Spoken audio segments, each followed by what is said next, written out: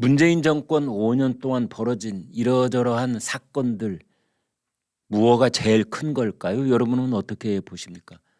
국가의 그 기간을 흔들어버린 통계 조작 사건, 엄청난 거죠. 탈원전 경제성 조작 사건, 그것도 엄청난 거죠. 소득주도 성장, 이거 잘못한 거, 이건 역시 경제 정책을 완전히 뒤로 빠꾸 오라이 시킨 거. 부동산 정책, 미친 아파트 집값, 이거 정말 우리 국민들에게 가장 큰 절망 구렁텅이 몰아넣은 사건. 24번이나 헛발질하는 부동산 정책, 그것도 빼놓을 수가 없죠. 지난번에도 얘기했던 딸 문다의 일가족 태국 이주 사건, 그것도 잊으면 안 되죠. 그러나 가장 드라마틱한 사건을 꼽으라면은 울산시장 선거 공작 사건입니다.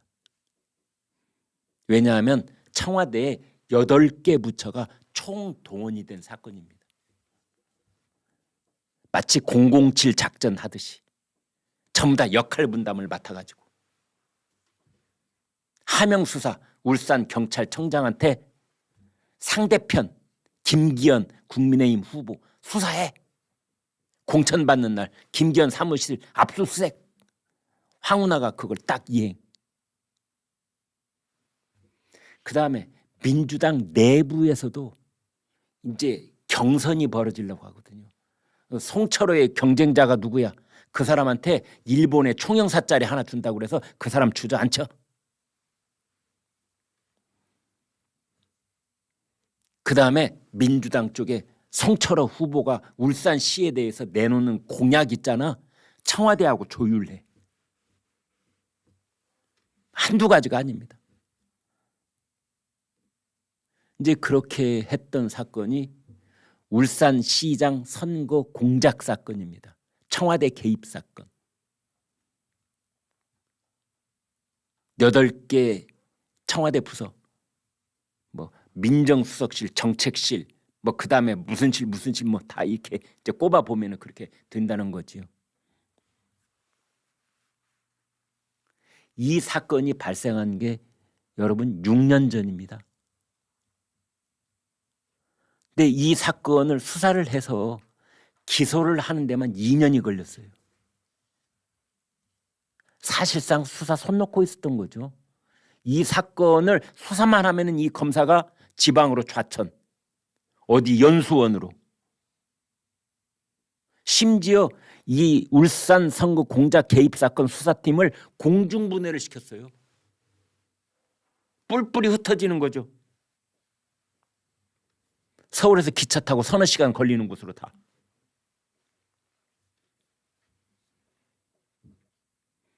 (2년) 만에 기소한 것도 기적이라고 할 수 있는 건데, 그 기소라는 건 그 다음부터는 이 공이 판사 손에 넘어갔다는 뜻이죠. 기소라는 건. 그런데 그 재판부가 1심 선고를 하는데 3년 10개월이 걸렸습니다. 여러분. 3년 10개월. 그동안 뭘 들여다봤는지 아무튼 3년 10개월이 걸렸습니다.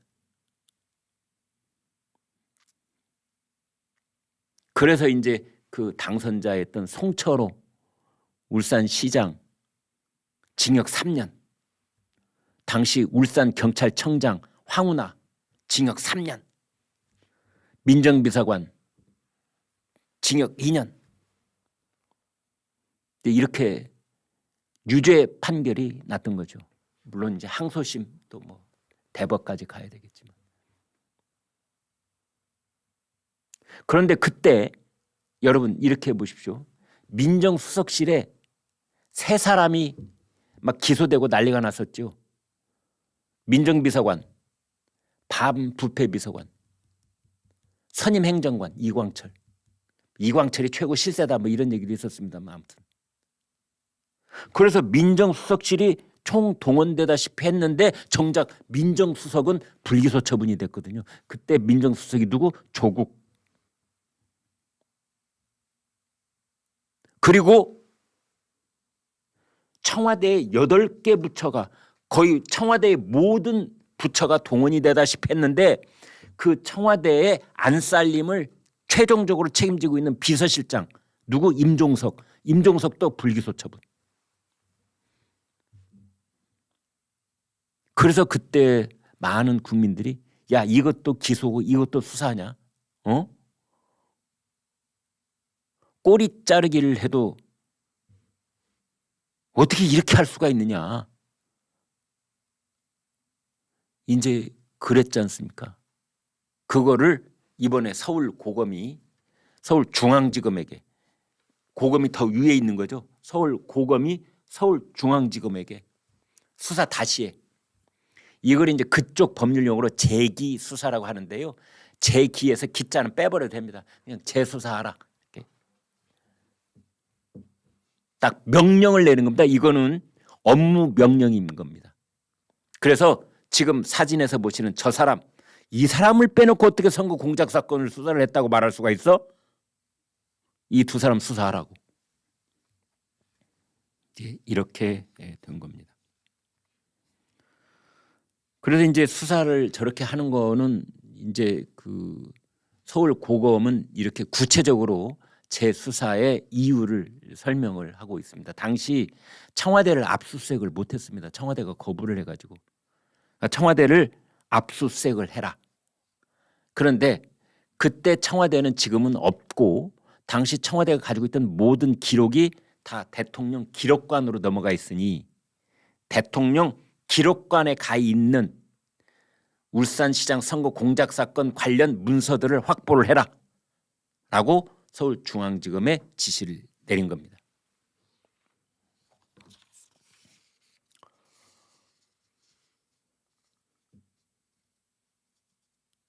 이제 그리고 당시에 청와대 행정관들이 뭐 매우 바쁘게 울산을 왔다 갔다 했거든요.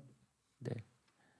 왜냐하면 대통령 문재인의 30년 친구라는 이 부울경 쪽에 뭐 민변 인권 변호사 3인방 뭐 그렇게 불렀답니다. 자기들끼리. 그게 이제 노무현, 송철호, 문재인 이렇게. 그래서 이제 문재인한테 송철호는 아주 각별한, 그래서 송철호가 선거를 7번인가 8번인가 떨어져요. 울산에서.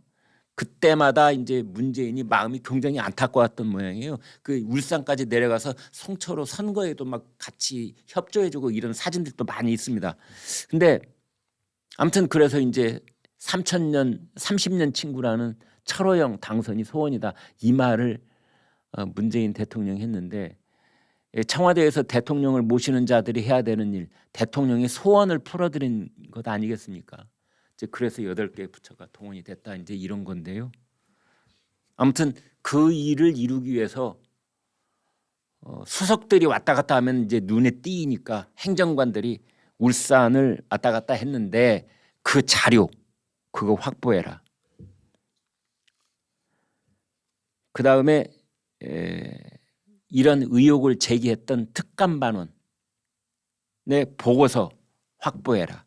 그리고 송철호하고 그 임종석이 조국을 만났다는 그 자료, 이것과 관련해서 그 자료 확보해라. 이제 이런 겁니다. 그런데 아마 저희 시청자들께서는 이렇게 생각하실 겁니다. 울산 시장 선거 공작 사건, 청와대 개입 사건 실체적 진실 이제 안 궁금해. 우리도 다 알아. 말 안 해도 다 알아. 다만 그 주범들이 징역을 몇 년이나 선고받는지 그 형량이 궁금할 뿐이야. 이러시는 분들 꽤 많으실 겁니다. 송철호가 3년 그리고 황운하가 3년이라면 그 윗대가리인 조국하고 임종석은 몇 년이 적당할까? 그리고 이것의 총괄적인 책임자인 문재인 전 대통령은 사법 처리가 어떻게 되는 것일꼬? 이런 게 궁금한 거죠.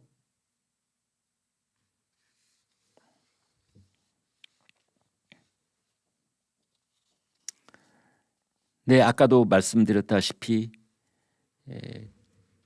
작년에 나왔던 그 1심 선고에만 3년 10개월, 기소에만 2년, 그러면 5년 10개월, 6년 걸렸지 않습니까? 이 사건은 지금부터 시작일지도 모르는 거죠. 조국하고 임종석.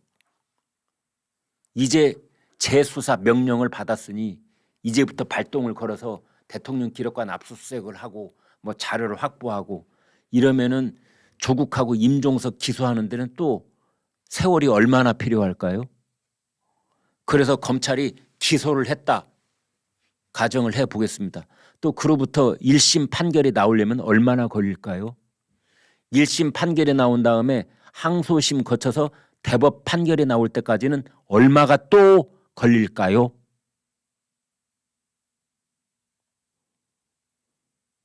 그러는 사이에 조국하고 임종석 4월 10일 날 국회의원 선거 출마한다면서요? 만약 조국하고 임종석이 당선이 돼서 금배지를 탁 달게 되면, 불체포 특권이라는 방탄조끼를 딱 입게 되면, 그러면 또 얼마나 세월이 걸릴까요? 부지야 세월인 거죠.